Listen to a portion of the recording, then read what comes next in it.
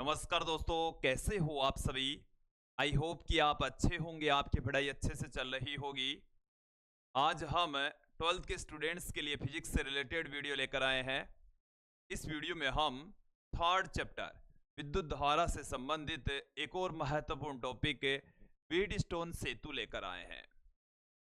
ये इस चैप्टर का अंतिम टॉपिक है। इस वीडियो में हम व्हीटस्टोन सेतु के बारे में संपूर्ण जानकारी प्राप्त करने वाले हैं। इसमें हम देखेंगे कि व्हीटस्टोन सेतु होता क्या है, इसका क्या उद्देश्य है, इसका निर्माण कैसे करेंगे, इसका सिद्धांत क्या है। साथ में व्हीटस्टोन सेतु पर आधारित कुछ न्यूमेरिकल क्वेश्चन भी यहाँ पर देखने वाले हैं, समझने वाले हैं। ये जो वीडियो है वो व्हीटस्टोन सेतु के बारे में संपूर्ण जानकारी प्रदान करेगा। व्हीटस्टोन सेतु पर आधारित जो क्वेश्चंस है उनको समझने में आपको मदद मिलेगी। विद्यार्थियों, यदि आप हमारे YouTube चैनल पर नए हैं तो चैनल को सब्सक्राइब कर लीजिए, साथ में बेल आइकन भी दबा दीजिए ताकि आपको आगे की वीडियोस के नोटिफिकेशन मिलते रहे। अब मैं बिना किसी देरी के आज के इस टॉपिक व्हीटस्टोन सेतु को स्टार्ट करता हूं। देखिए, व्हीटस्टोन सेतु, व्हीटस्टोन वैज्ञानिक का नाम है और इन्होंने क्या है, एक ऐसा परिपथ दिया जिसकी सहायता से हम अज्ञात प्रतिरोध ज्ञात कर सकते हैं। कब दिया, वैज्ञानिक का पूरा नाम क्या है वो मैं आपके सामने रख देता हूं। देखिए, वैज्ञानिक का नाम है C.F. व्हीटस्टोन।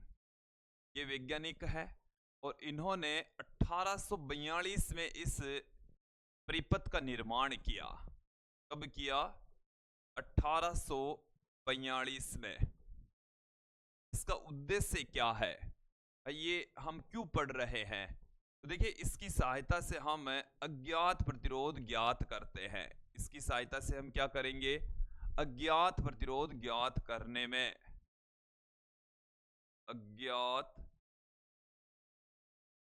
प्रतिरोध का मान ज्ञात करने में, अज्ञात प्रतिरोध का मान ज्ञात करने में,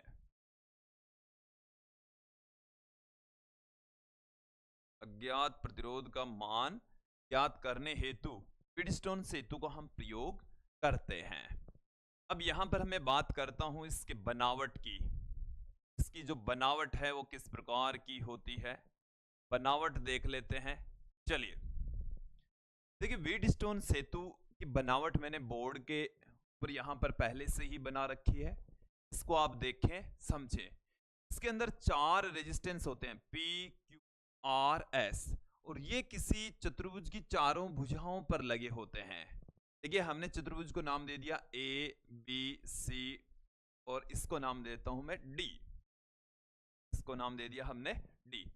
तो इन 4 भुजाओं पर P, Q, R, S, इनके ऊपर हमने 4 रेजिस्टेंस कनेक्ट कर दिए हैं।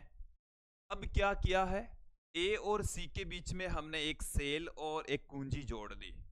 यहां पर हमने जो कुंजी जोड़ी है उसको नाम देता हूं मैं K1। A और C जो दो विकिरण है, मतलब ये दो विकिरण हो गए, एक तो ये हो गया, एक ये हो गया।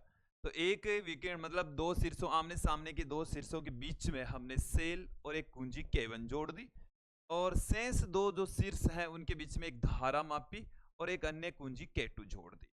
ये तो अपना सर्किट है।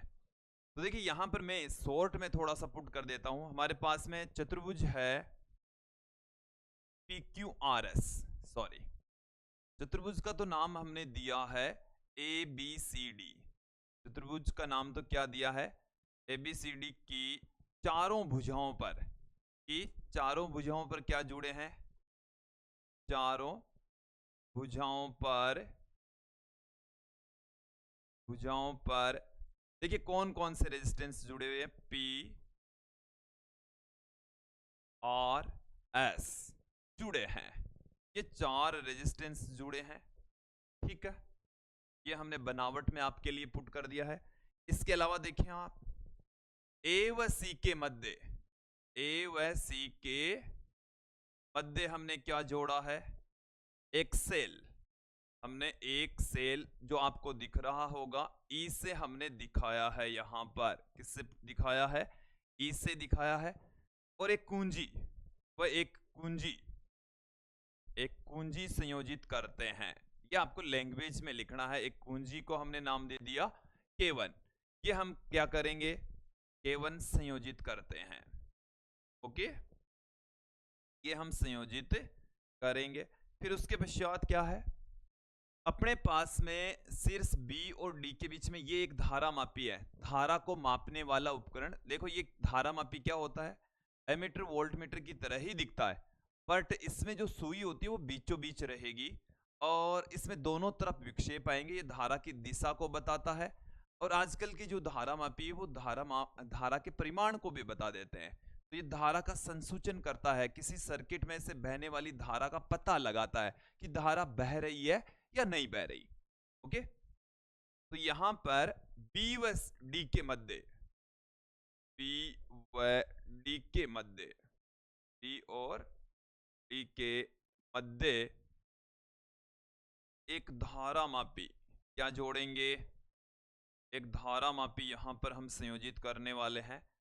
धारा मापी उसको हमने G से लिखा है, वह अन्य कुंजी एक दूसरी कुंजी यहां पर हमने कनेक्ट कर दी है और उस कुंजी को हमने किससे लिखा है, K2। संयोजित करते हैं, संयोजित करते हैं। और यदि कोई बच्चा स्टूडेंट नोट्स बना रहा है तो आप इस तरीके से इनको पुट करना है, कर सकते हैं। यहां तक तो इसकी बनावट हो गई है। ओके, ये बनावट आपको समझ में आ जानी चाहिए। मैंने यहाँ नोट्स बनाने के लिए आप इसका स्क्रीनशॉट ले सकते हैं नोट्स के लिए। ओके, ये ले लीजिए।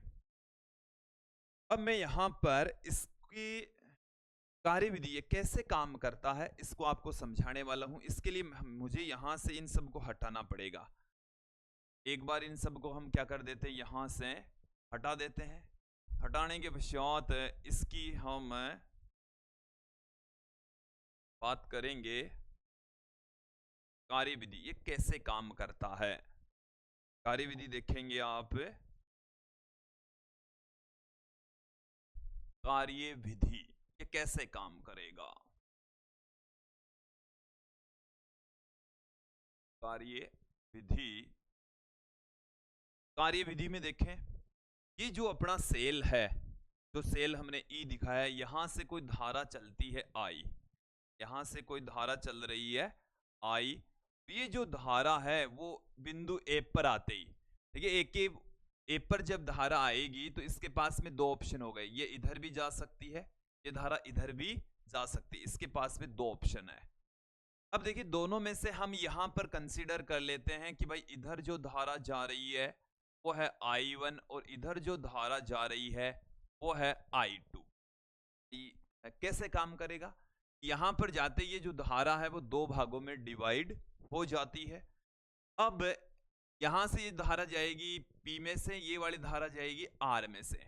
अब इस वाली धारा के पास में यहां पर जाने पर या इस वाली धारा के यहां पर जाने पर फिर से दो ऑप्शन है कि भाई ये जो धारा I1 है वो इधर और इधर जा सकती है, ये जो धारा है वो I2 इधर और इधर जा सकती है। अब दोनों में से कोई सी एक धारा का हिस्सा इसमें से जाएगा, दोनों का नहीं जाएगा, दोनों में से किसी एक का जाएगा। अब जैसे हम यहां पर किसी में से एक का ही कंसीडर कर सकते हैं, हालांकि वो अलग अलग स्थिति में B से D की ओर आ सकती है, D से B की ओर भी जा सकती है, और ऐसी भी स्थिति हो सकती है कि दोनों में से ही नहीं बहे, मतलब इस धारा मापी से विद्युत का प्रवाह ही ना हो, ऐसा भी पॉसिबल है। तो यहां से हम कोई सी एक कंडीशन में आपको समझा देता हूं एक बार के लिए। ये हमारे पास में यहां से जो धारा जा रही है ये इस धारा मापी से वो है IG, इसमें से आ गई ऊपर से नीचे से, तो यहां से बहने वाली जो धारा है वो अपने पास में रह गई I1 माइनस IG, और इधर से I2 तो आ रही है, IG इसमें से आ रही है, तो इसमें से कितनी जाएगी I2 प्लस IG।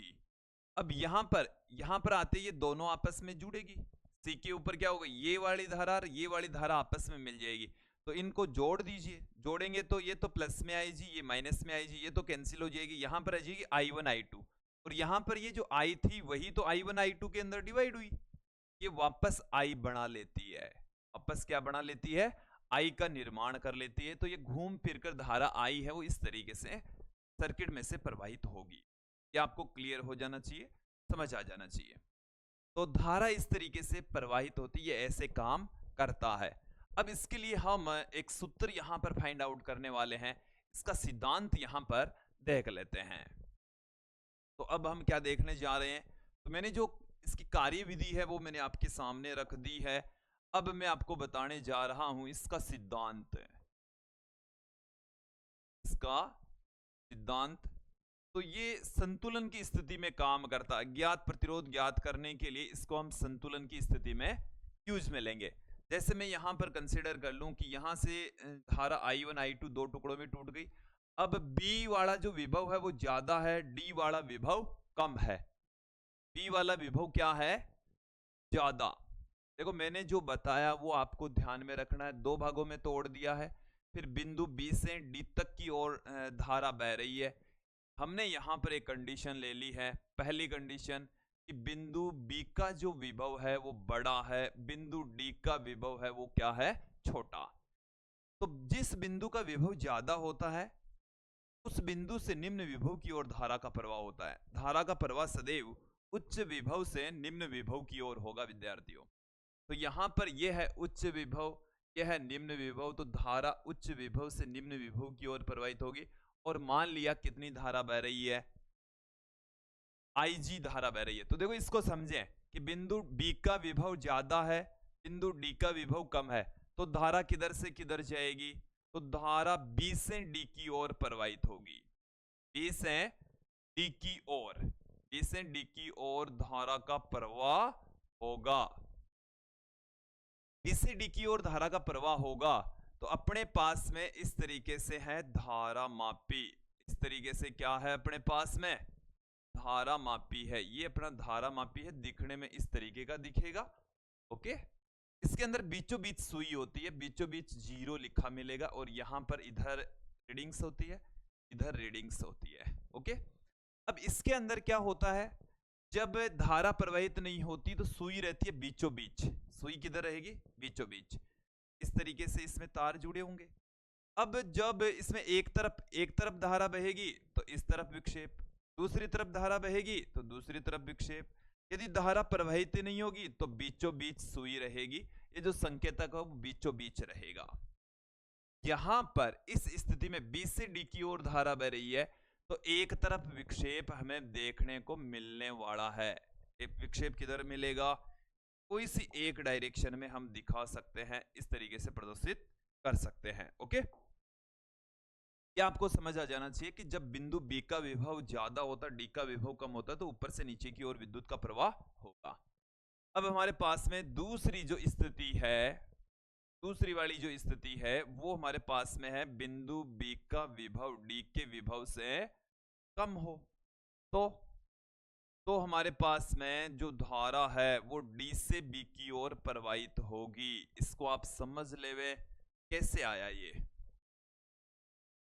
कि अब की बार D का विभव ज्यादा B का विभव कम है, ये हमने लिया है। तो यहां से अब की बार धारा इधर से इधर जाएगी, धारा इधर से इधर जाएगी, वो घूमकर इधर इसमें मिलेगी। देखो अब की बार जो धारा है ना वो IG इधर जाएगी और ये हो जाएगी IG I2 माइनस IG और ये हो जाएगी I1 प्लस IG। ठीक है, तो ये आपको समझ में आ जाना चाहिए। देखो धारा मापी है, उसमें जो विक्षेप है वो पहले की विपरीत दिशा में आएगा, पहले की विपरीत दिशा में आएगा। पहले जिधर विक्षेप आ रहा था तो उसकी अपोजिट डायरेक्शन में विक्षेप आने वाला है। ओके, तीसरी कंडीशन देखें आप। तीसरी कंडीशन क्या है, बिंदु B का विभव और बिंदु D का विभव बराबर है। तो बिंदु B और D का विभव बराबर है तो धारा है वो तो उच्च विभव से निम्न विभव की ओर प्रवाहित होती है। यहां पर B और D दोनों का ही विभव क्या है, एक समान है। तो क्या होगा फिर, दोनों का विभव एक समान होने की स्थिति में धारा का प्रवाह नहीं होगा, क्योंकि धारा तो उच्च विभव से निम्न विभव की ओर प्रवाहित होती है। यहां पर दोनों का ही विभव समान है, विभवांतर 0 है। इट मीन्स धारा मापी से विद्युत का प्रवाह नहीं होगा, धारा प्रवाहित नहीं होगी। धारा मापी से धारा प्रवाहित नहीं होगी, धारा प्रवाहित नहीं होगी, ये धारा का प्रवाह नहीं होगा। अब धारा का प्रवाह नहीं होगा तो धारा मापी में जो विक्षेप है वो भी नहीं आएगा, जीरो पर ही रहेगी। जो सुई है वो कहाँ रहेगी? देखो, जब ऊपर से नीचे धारा बह रही थी तो एक तरफ विक्षेप, नीचे से ऊपर जा रही थी दूसरी तरफ विक्षेप, धारा नहीं बह रही है तो शून्य पर। इस स्थिति को हम कहते हैं व्हीटस्टोन सेतु की संतुलन की स्थिति। इस स्थिति को ही क्या कहते हैं? व्हीटस्टोन सेतु की संतुलन की स्थिति। और इसी स्थिति पर ही व्हीटस्टोन सेतु काम करता है। इसी कंडीशन में ही व्हीटस्टोन सेतु काम करता है। कब? जब बिंदु बी और डी का विभव क्या हो? एक समान हो। तो यहां तक आपको समझ में आ जाना चाहिए। इससे रिलेटेड में जो सूत्र है वो आपके सामने रखने जा रहा हूं। एक बार इनको फिर से हटा देते हैं, इसी डायग्राम के जरिए हम समझेंगे सब कुछ। यहां पर आप ध्यान देंगे कि हमारे पास में है संतुलन की स्थिति। संतुलन की स्थिति के अंदर बी और डी का जो विभव है वो सेम रहेगा। बिंदु बी और डी का विभव क्या रहेगा? सेम रहेगा संतुलन की स्थिति के अंदर। देखो, संतुलन की स्थिति का मतलब है बिंदु बी और डी का विभव क्या रहेगा? सेम। अब एक रिलेशन में आपको यहां पर बताने जाऊंगा जिसे हम व्हीटस्टोन सेतु का प्रतिबंध कहेंगे। संतुलन स्थिति के अंदर एक रिलेशन होगा जो कि पी क्यू आर एस के बीच में होगा। चलिए देख लेते हैं। इसके लिए हम क्या करेंगे, देखो आप ध्यान देना, दोनों में से ही दोनों के ऊपर मैं एक नेगेटिव साइन लगा देता हूं। दोनों पर क्या लगा देता हूं? एक नेगेटिव साइन में यहां पर लगा देता हूं। अब दोनों तरफ ही VA जोड़ देते हैं। दोनों तरफ ही क्या कर देते हैं? VA जोड़ देते हैं। अब देखो, इसका मतलब समझे। इसका मतलब है A और B के बीच का विभवांतर। इसका मतलब A और D के बीच का विभवांतर। संतुलन की स्थिति में जो धारा IG है वो तो जी, ये तो प्रवाहित ही नहीं होगी, ये तो प्रवाहित ही नहीं होगी। चलिए, संतुलन की स्थिति के अंदर जो डायग्राम है वो किस तरीके का हो जाएगा उसको आप समझ लें। संतुलन की स्थिति के अंदर जो धारा है वो प्रवाहित ही नहीं होगी। IG का जो मान है वो जीरो होगा। IG का मान क्या होगा? जीरो होगा। इसका मतलब क्या हुआ? That is IG equal to zero. ये आपको समझ आ जाना चाहिए, क्लियर हो जाना चाहिए। ओके, देखो, A और B के बीच में विभवांतर, A और B के बीच में विभवांतर, विभवांतर होता I इंटू आर। तो धारा तो है I1, रेजिस्टेंस है P, तो I1 P बराबर A और D के बीच का विभवांतर, A और D के बीच का विभवांतर, धारा तो I2, रेजिस्टेंस है R, तो I2R, I2R।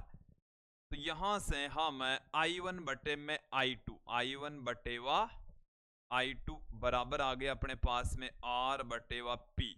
ये आ गई इक्वेशन नंबर 1, समीकरण 1। ये आपको समझ आ जानी चाहिए। पुनः संतुलन की स्थिति लेकर चलेंगे। पुनः संतुलन की स्थिति में, पुनः संतुलन की स्थिति में, पुनः संतुलन की स्थिति में क्या होगा? बिंदु B और D का विभव बराबर होगा। दोनों में से ही VC घटा रहे हैं हम, दोनों में से ही क्या कर रहे हैं? VC को घटा देते हैं। VC को घटाएंगे क्या मिलेगा? VB माइनस VC बराबर VD माइनस VC। ये आ गया।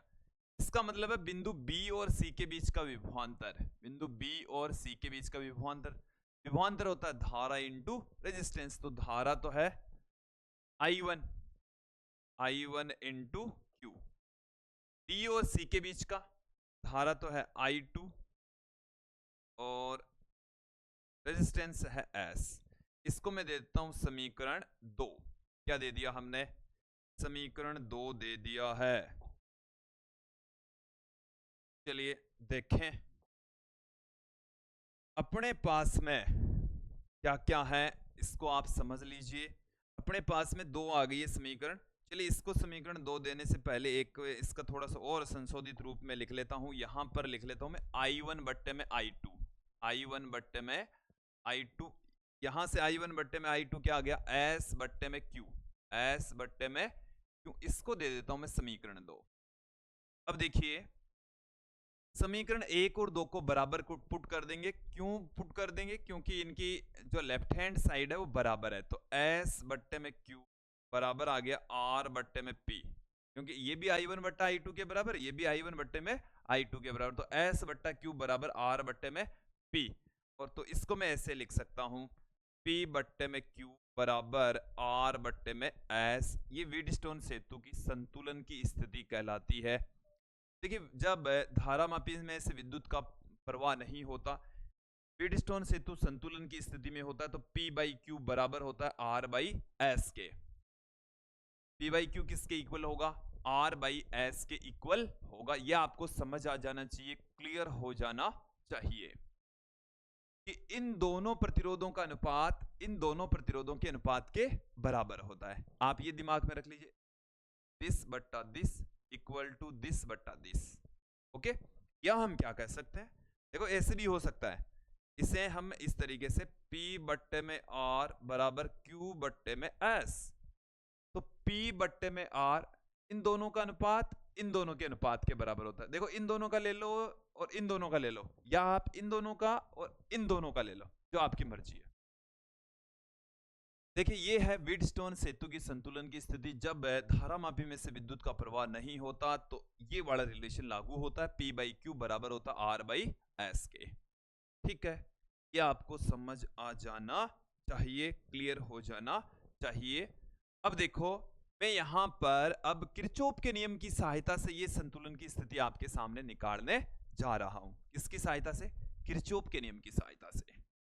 चलिए देखेंगे, एक बार इन सबको मैं पुनः मिटा देता हूं यहां से।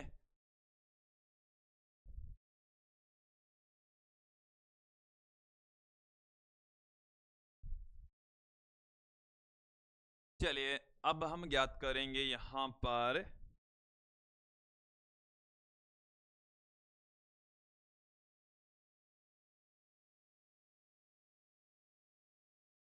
किरचॉफ के नियम की सहायता से।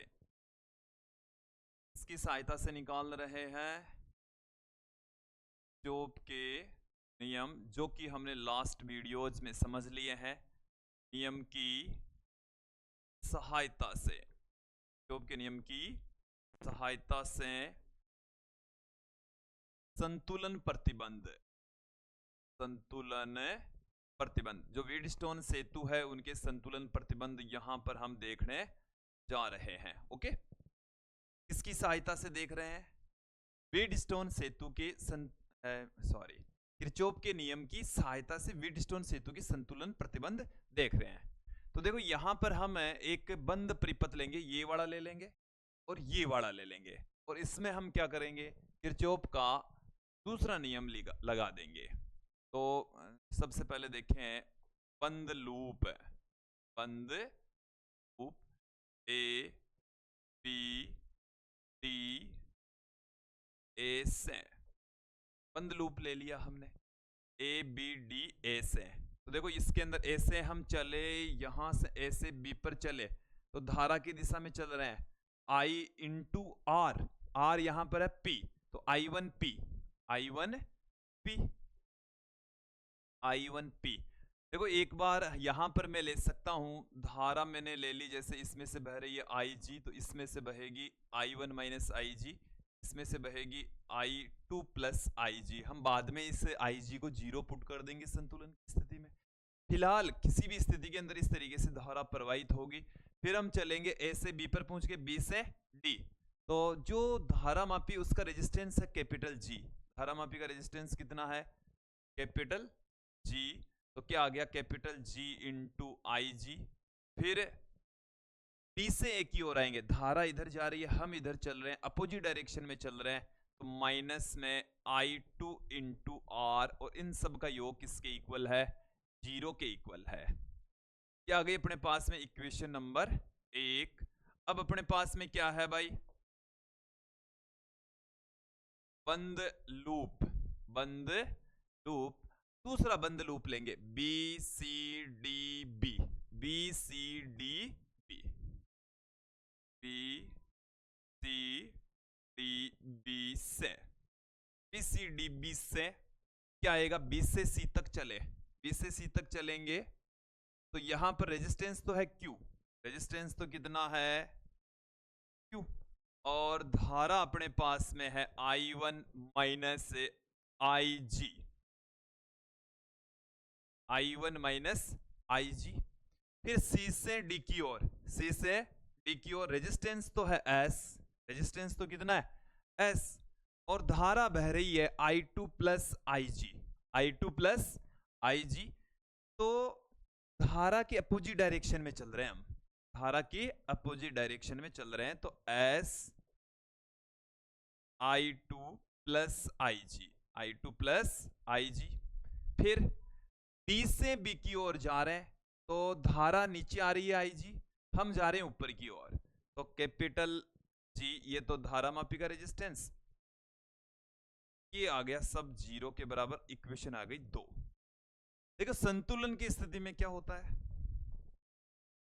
संतुलन की स्थिति में IG 0 होता है, संतुलन की स्थिति के अंदर IG कितना होगा, IG 0 होगा, IG कितना, तो समीकरण 1 क्या हो जाएगी, देखो आप समीकरण 1 से, समीकरण 1 के अंदर IG का मान 0 पुट कर देंगे तो अपने पास में I1P माइनस I2R बराबर 0, क्या आ गया, और यहां से I1P बराबर I2R, और ये आ गया अपने पास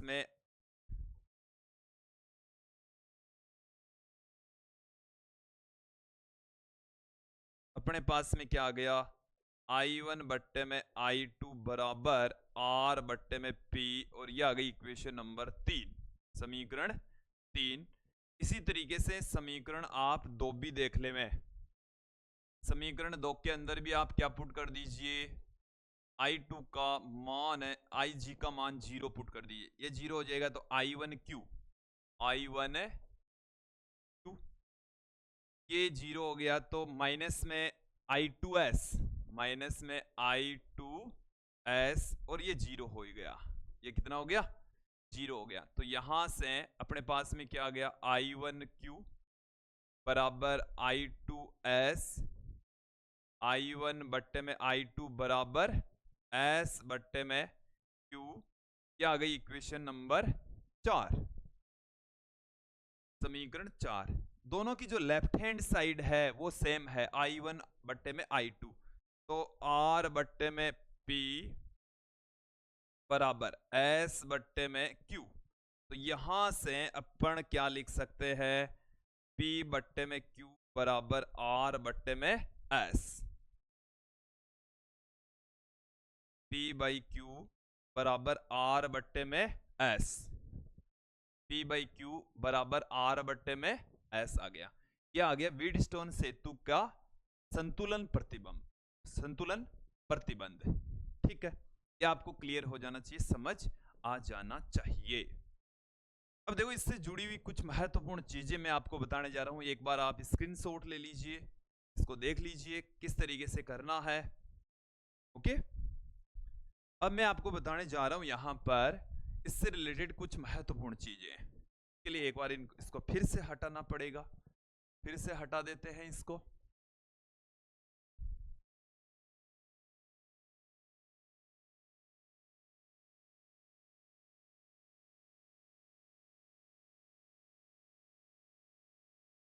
चलिए अब देखें आप कि कई बार क्वेश्चन क्या पूछा जाता है वो देख लीजिए, कि यदि यहां पर हम देखो अपने पास में रिलेशन आया है P बाई Q बराबर R बाई S, तो देखो यहां पर हम P बाई R बराबर Q बाई S, ये भी पॉसिबल है कि यदि इनको इंटरचेंज कर दें, इनको इंटरचेंज इसकी जगह ये ले आए या इसकी जगह ये ले आए या इसकी जगह ये ले आए, तो क्या होगा, तो इसके पीछे रीजन आप समझें कि Q के स्थान पर आप क्या ला सकते हैं, R, और R के स्थान पर Q ला सकते हैं, कोई फर्क नहीं पड़ेगा, संतुलन की स्थिति में ही रहेगा। भाई P के स्थान पर क्या ले आए, देखो P बाई Q बराबर है R बाई S के, P बाई R बराबर है Q बाई S के। तो इसको यदि आप यहां ले आओ या इसको आप उधर ले जाओ, कोई फर्क नहीं पड़ता, इसमें भी ले जा सकते हैं। Q को इधर ले आओ और R को उधर ले जाओ, संतुलन की स्थिति के ऊपर कोई इफेक्ट नहीं पड़ेगा। या आप ऐसे भी कर सकते हैं, P को इधर ले आओ, S को उधर ले जाओ, संतुलन की स्थिति में कोई फर्क नहीं पड़ता। ये बात तो एक तो क्लियर हो जानी चाहिए।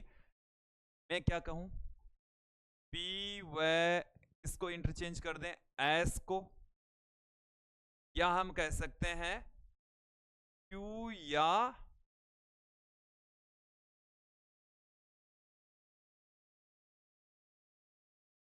Q व R को इंटरचेंज करने पर, एंड इंटरचेंज को कह रहे हैं अंतर बदल, अंतर बदल करने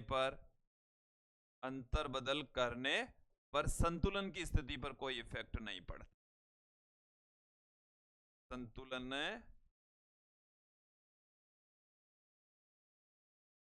की स्थिति पर कोई इफेक्ट नहीं पड़ता। ये बात मैंने कही है, स्थिति में कोई बदलाव नहीं आता है, ये आपको समझ आ जाना चाहिए।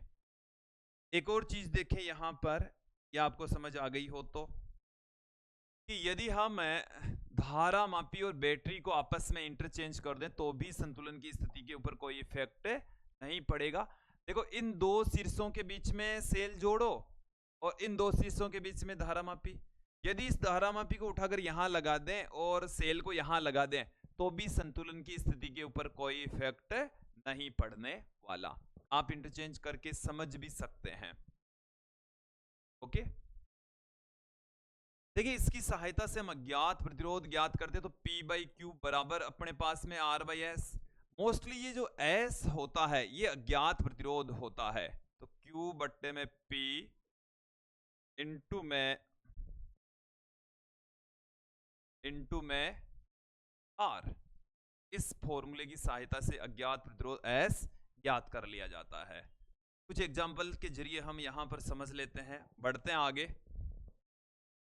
देखो क्वेश्चन हमारा है कि व्हीटस्टोन सेतु के संतुलन की स्थिति में प्रतिरोध R का मान ज्ञात कीजिए।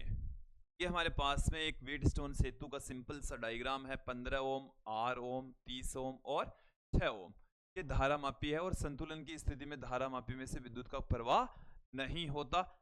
6 वोल्ट की बैटरी, कुंजी, ये सब कुछ लगे हुए हैं। तो हमें इस रेजिस्टेंस R का मान ज्ञात करना है।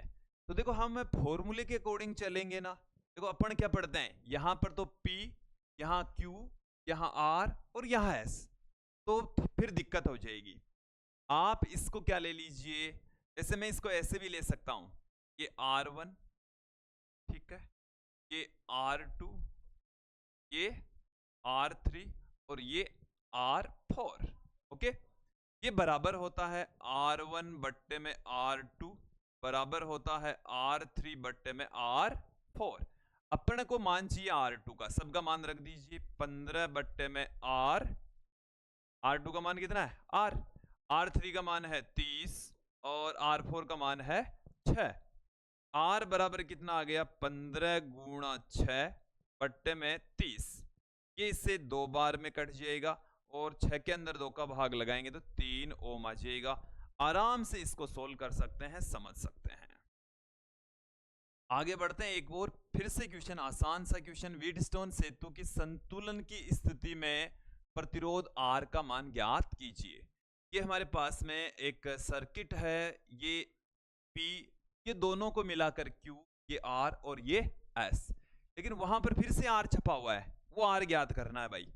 अपन क्या करते हैं, इस पूरे का मान ज्ञात कर लेते हैं। B और C के बीच में जो रेजिस्टेंस लगा हुआ है ना, इसको चलिए मैं नाम देता हूं फिर से R1, और ये जो आप देख रहे हैं इसको मैं नाम देता हूं, दोनों का जो तुल्य प्रतिरोध है वो है R2, इसको हम नाम देते हैं R3 और इसको हम नाम देते हैं R4।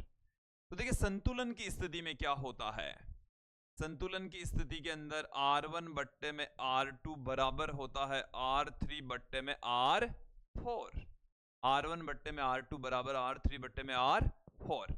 ओके, तो सबसे पहले तो हम इस R2 को ज्ञात करते हैं। तो R1 की वैल्यू 6, R2 हमें यहां पर ज्ञात करना है, ठीक है। और R3 कितना है 3, R4 कितना है 1.5। तो R2 बराबर कितना आ गया अपने पास में 6 गुणा 1.5 बट्टे में 3। तो R2 बराबर आ गया है अपने पास में 3 ओम। कितना आ गया 3 ओम। ओके, 3 ओम आ चुका है। फिर आगे बढ़ते हैं। R2 ये दोनों समांतर क्रम में लगे हुए हैं। तो मैं आपको थोड़ा सा एक रिलेशन याद दिलाता हूं। जब समांतर क्रम में रेजिस्टेंस जुड़े होते हैं, कक्षा 10 में आपने ऐसा एक रिलेशन पढ़ा होगा प्रतिरोधों के संयोजन में कि 1/R बराबर 1/R1 प्लस 1/R2। समांतर क्रम में तुल्य प्रतिरोध 1/R बराबर 1/R1 प्लस 1/R2 होता है। तो यहां से आ जाएगा अपने पास में 1/, इन दोनों का तुल्य प्रतिरोध कितना है R2 बराबर 1/R प्लस 1/15। ये आपको समझ में आ जाना चाहिए, क्योंकि नहीं तो बहुत कॉम्प्लिकेटेड हो जाएगा। ओके, R2 का भी मान रख देते हैं 1/3। इस 1/15 को बराबर के इस तरफ ले आते हैं, ये अपने पास में आ गया, इन दोनों का लघुत्तम आ गया 15, 5 माइनस 1 बराबर 1 बट्टे में R, 4 बट्टे में 15 बराबर 1 बट्टे में R। क्या ये ठीक है? ठीक ही लग रहा है, दिखने में ठीक ही दिख रहा है। अब फिर भी यदि कोई कैलकुलेशन में कोई दिक्कत हो तो वो आप एक बार जरूर देख लीजिएगा। 15 बट्टे में 4 आ जाएगा। कितना आ जाएगा 15 बट्टे में 4 ओम। तो विद्यार्थियों ये था एक सिंपल सा क्वेश्चन। इस टाइप का क्वेश्चन कई बार बोर्ड एग्जाम में पूछा जा चुका है।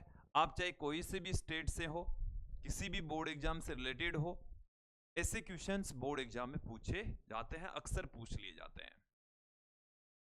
विद्यार्थियों ये था आज का हमारा टॉपिक वीडस्टोन सेतु, और मुझे उम्मीद है आप लोगों को ये जो टॉपिक है वो अच्छे से समझ में आया होगा। आज के लिए इतना ही, नेक्स्ट वीडियो में फिर मिलते हैं। धन्यवाद दोस्तों।